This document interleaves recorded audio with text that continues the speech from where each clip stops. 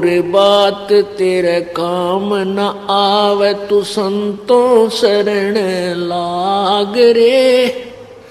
के सोवे गफलत में बंदे जाग जाग नर जाग रे, जाग जाग।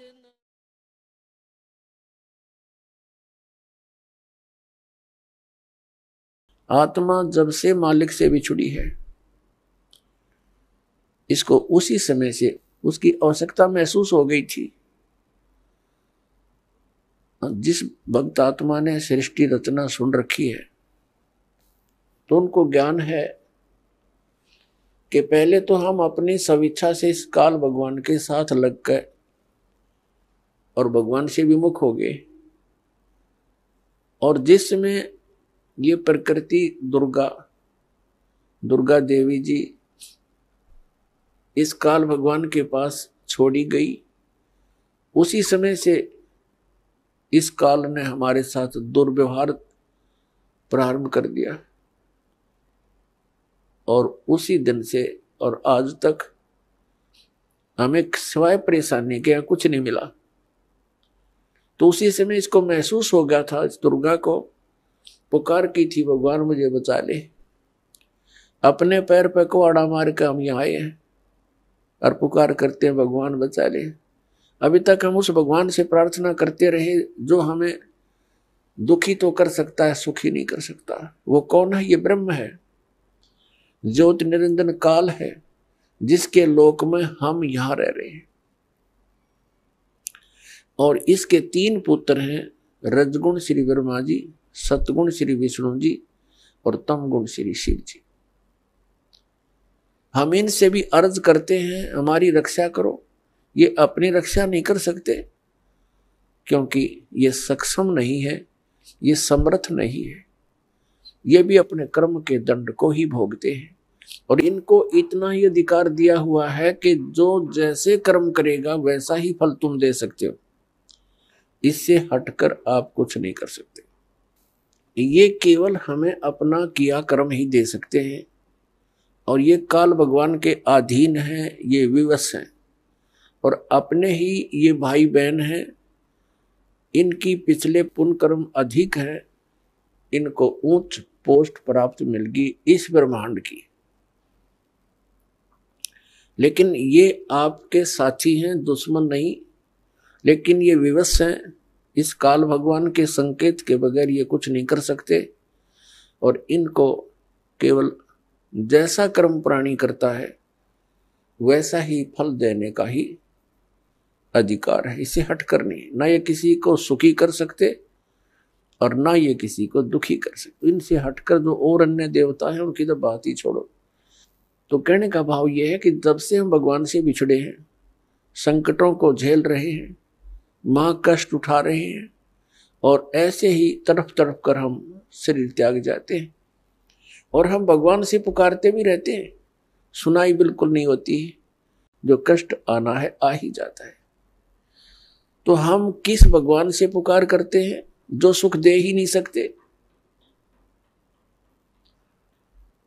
और जो भगवान हमें सुख दे सकता है, हमारे प्रारब्ध के अंदर यानी किस्मत में लिखे हुए पापों को नाश कर सकता है, क्योंकि पापों के नाश होने से ही सुख हो सकता है जीव को। तो उसकी हमें जानकारी नहीं, उसका ज्ञान नहीं, क्योंकि इस काल ने अपने बहुत से एजेंट तैयार कर रखे हैं जो संत कहलाते हैं, महंत कहलाते हैं। मंडलेश्वर आचार्य और शंकराचार्य कहलाते हैं। इन्होंने पूरे मानव को भ्रमित कर दिया।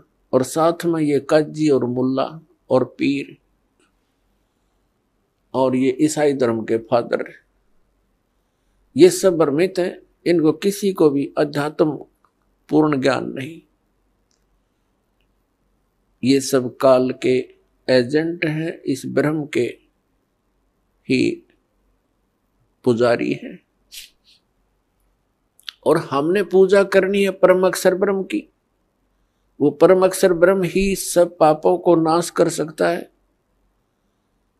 और जब तक पाप नाश नहीं होगा जीव सुखी नहीं हो सकता।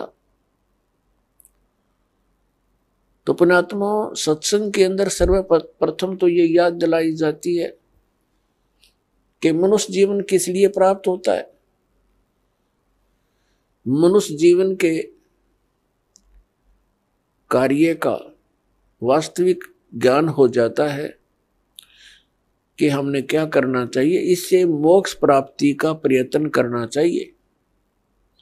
कल्याण के लिए सबसे अधिक प्रयत्न करना चाहिए। तो उसके बाद आवश्यकता पड़ती है कि गुरु पूरा हो। तो गुरु पूरे से फिर आपका काम चलेगा। इसमें मुख्य ये दो कड़ी होती है। प्रथम, पूर्ण संत की प्राप्ति होने पर ही आपको सत्संग प्राप्त होगा, और सत्संग से ये ज्ञान होगा कि मनुष्य जीवन किस लिए मिला था। तो फिर आपका कल्याण बहुत आसानी से हो जाएगा। तो पुण्यात्मा, जो संपूर्ण ज्ञान है, संपूर्ण अध्यात्म ज्ञान है, ये पूर्ण संत ही बता सकता है। अब जैसे परमात्मा ने कहा है कि मानुष जन्म पाय कर नहीं रटे हरि नाम, जैसे कुआं जल बिना बनवाया क्या काम। परमात्मा ने मनुष्य जीवन की आवश्यकता कितनी बताई है कि जो व्यक्ति, जो प्राणी मनुष्य जीवन प्राप्त करके परमात्मा का नाम जाप नहीं करता, उसकी भक्ति साधना नहीं करता, वो तो ऐसा है जैसा जल रहित कूप होता है, वेल विदाउट वाटर, बिना पानी का कुआं। उसका नाम कूप अवश्य है जिसमें जल नहीं, लेकिन गुण कूप के नहीं। ठीक इसी प्रकार जो व्यक्ति परमात्मा की भक्ति नहीं करते, तो वो ऐसे हैं जैसे जल रहित कूप। उसका नाम मनुष्य अवश्य है, लेकिन गुण मनुष्य के नहीं हो सकते। उसके लिए सत्संग की आवश्यकता पड़ती है, और सत्संग के अंदर ये याद दिलाया जाता है कि परमात्मा की भक्ति किस लिए करें। परमात्मा की भक्ति इसलिए करें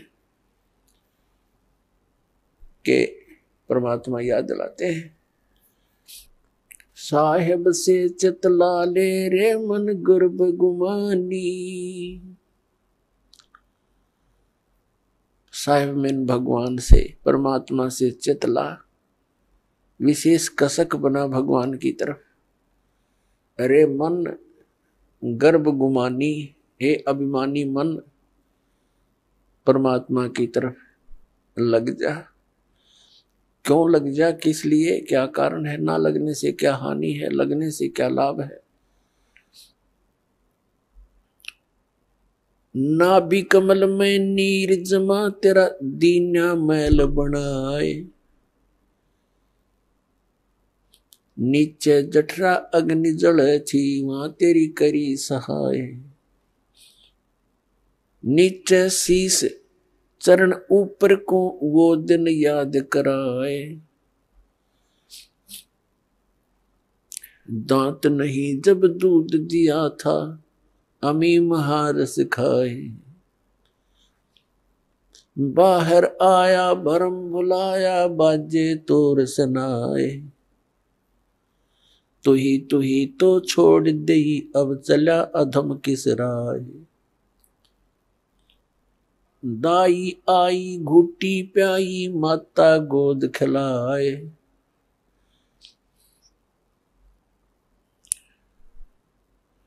तू ही तो छोड़ दिया, इब चला अधम किस राय। अब क्या बताते हैं परमात्मा कि जब तू मां के गर्भ में था, एक विशेष संकट को झेल रहा था। नीचे को सिर था, ऊपर को पैर तेरे। और जब आपत्ति आती है, ये प्राणी परमात्मा को याद अवश्य करता है।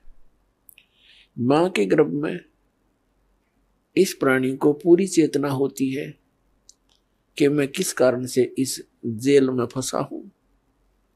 उस समय वो परमात्मा से अर्ज करता है, हे भगवान, एक बार मेरा संकट निवारण कर दे, मुझे बाहर निकाल दो, फिर आजीवन आपकी भक्ति करूंगा, 2 रोटी के लिए धंधा भी करूंगा, मालिक तेरी भूल नहीं करूंगा। उस समय उसको अपने पिछले जन्म जन्मांतर की फिल्में देखने को मिलती हैं अपने ही अंतःकरण में, क्योंकि हमारे अंतःकरण के अंदर परमात्मा ने एक ऐसा सिस्टम कर रखा है कि जो भी क्रिया काम कर्म हम करते हैं और जो भी अच्छी मंदी सोच हम अपने हृदय में बनाते हैं, वो सब रिकॉर्ड हो जाती है। जब तक जीव मोक्ष प्राप्त नहीं करता तब तक उसके अंतःकरण में उसके सर्व कर्म अंदर फीड रहते हैं। और जब ये प्राणी संसार छोड़कर जाता है, धर्मराज के पास जाते ही वहां इसको ये बताने की आवश्यकता नहीं पड़ती, तो नहीं ये गलत करा रही हो, नाट जा, वहां नाटने की गुंजाइश नहीं रहती कि मैंने ऐसा नहीं किया। तो उस फिल्म को देखता हुआ वो प्राणी अपने पिछले मनुष्य जीवन व्यर्थ किए हुए इसको बहुत याद आते हैं और बहुत रोता है, मैं कितना जालिम था, मुझे संतों ने चेताया भी, भक्ति करने लगा भी, छोड़ दिया, फिर उन्हीं मस्तियों में लगा रहा। परमात्मा की भक्ति ना करने से आज तक मैं भटक रहा हूं। तो उस समय परमात्मा याद दिलाते हैं कि जब तू मां के पेट में था, जब तो तू करा था, हे भगवान तू ही है सब कुछ, और आप एक बार मुझे इस मां की कैद से, पेट की कैद से बाहर निकाल दे, आपको कभी नहीं भूलूंगा। तो यहां परमात्मा कहते हैं, बाहर आया और भरम बुलाया, अब चला अधम किसरा, ए नालायक, अब कौन सा रास्ता अपना लिया तूने। क्या बताते हैं कि 12 वर्ष खेलते बीते, लीना ब्याह करवा। पहले बचपन में ब्याह हो जाते थे, उस समय की वाणी है ये। 12 वर्ष खेलते बीते, लीना ब्याह करवा, और तरुणी नारी से बना गरबारी, अब चला मूल गवा। परमात्मा ये नहीं कहते कि ब्याह ना करवाओ, कहने का भाव यू है कि इससे काम ना लगे रहो, इस मनुष्य जीवन के एक मुख्य कार्यों को और इसमें साथ जोड़ लो, और उसके बिना तो ये सारा काम व्यर्थ है, और उसके साथ हो जाने से सारी सफलता। जब व्यक्ति महादुखी हो जाता है, अपने सतर के सब प्रयत्न ये कर लेता है, चाहे राजा भी क्यों न हो, तो उसको भगवान की आवश्यकता महसूस होती है। राजा लोग भी परमात्मा के लिए साधु संतों के पास जाते हैं, आशीर्वाद प्राप्त करते हैं। तो परमात्मा हमें याद दिलाने आते हैं कि तुम भिखारी क्यों बनो, वो साधु क्या करते हैं, वो भी तो भगवान की भक्ति करते हैं, तुम भी करो, तुम स्वयं धनी बनो उस भक्ति का, याचक क्यों बनो तुम। तो वह हमारे समझ में नहीं आई, क्योंकि हम मिस गाइड गणे कर रखे हैं। हमने सोच ये रखा है कि भक्ति तो वो लोग करते हैं जो गुफाओं में बैठे, भक्ति तो वही कर सकते हैं जो बिल्कुल घर त्याग कर जंगल में जा बैठे हुए फरी हैं। वह फरी नहीं है, वो तो आपसे भी दुखी है। तो परमात्मा हमें याद दिलाते हैं कि तरुणी नारी से गरबारी और चाला मूल गवा। मूल का अर्थ है जो अपने मनुष्य जीवन के श्वास रूपी पूंजी, जो मूल धन तुझे प्राप्त हुआ था। ये मनुष्य जीवन के जितने श्वास हैं ये आपका धन है, ये मूल धन है। और इस मूल धन से हमने आगे व्यापार करना था, सौदा करना था और इसको दुगना तिगना चौगुना करना था। परमात्मा कहते हैं कि 3 लोक और भवन चतुर्दश सब जग सौदे आही, और दुगने तिगने और किए चौगने और किन हो मूल गवाही। 3 लोक और भवन चतुर्दश ये सभी अपने सौदे के लिए आए हुए।